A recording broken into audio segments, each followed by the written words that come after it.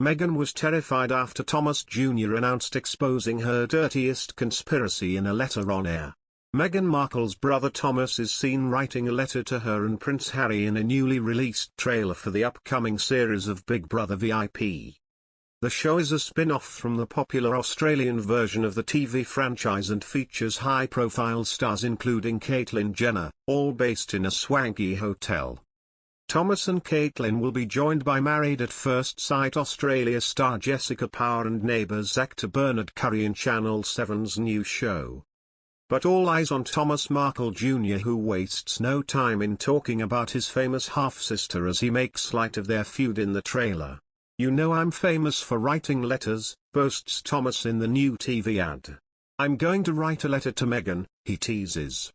The 55-year-old was reported to have written a letter to Prince Harry, pleading with him not to marry Meghan, in April 2019. However, it is not known whether Meghan or Harry read the letter Thomas Jr. claimed he sent.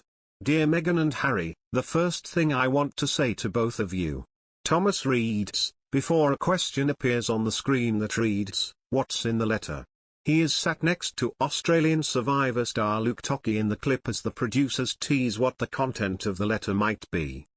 Meghan and Harry are currently living in California with their children Archie and Lilibet, after their decision to step down as senior working members of the royal family. In a previous teaser released for the reality show, Thomas Jr. describes himself as the biggest brother of them all. "I told Prince Harry, I think she's going to ruin your life," he claimed. "She's very shallow." Thomas Jr. is Meghan's only brother and she also shares an older sister, Samantha, 56.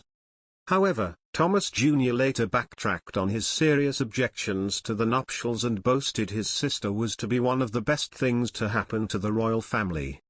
He told the Mirror that he was extremely proud of the US actress, saying, "My sister's going to be one of the best things ever to have happened to the royal family.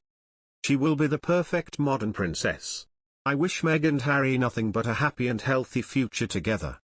Thomas Jr. described his open letter as a moment of madness and that he was sorry for any offense caused and that he'd been at breaking point in his life.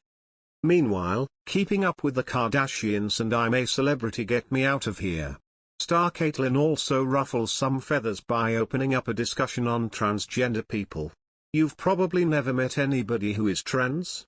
Caitlyn, 71, is heard saying to Luke, before adding, "Let me see if I can try to explain.